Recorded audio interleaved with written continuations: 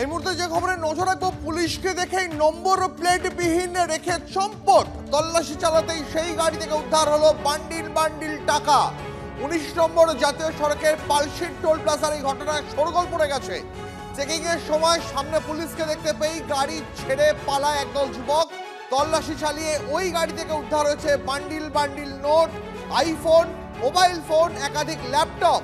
সব মিলিয়ে প্রায় 6.5 লাখ টাকা নগদ মিলেছে। আমাদের প্রতিনিধি মনোতোষ আমাদের সঙ্গে এই মুহূর্তে রয়েছেন।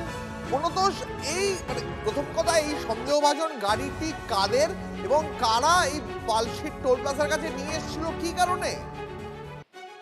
সেটা কিন্তু মেমারি থানা পুলিশ তদন্ত শুরু করেছে।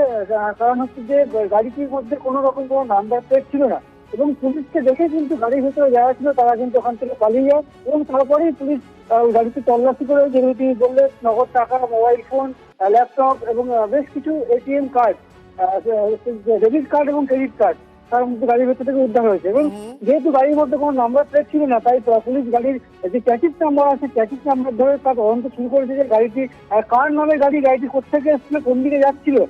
গোটা বিষয়টি কিন্তু মেমারি থানার পুলিশ তদন্ত শুরু করেছে। তবে প্রাথমিকভাবে পুলিশের অনুমান যে যারা ওই গাড়িতে রেখে পালিয়ে গিয়েছে তারা কোনো রকম সাইবার ক্রাইমে যুক্ত থাকতে পারে, এমনটা কিন্তু পুলিশ প্রাথমিকভাবে মনে করছে। ধন্যবাদ।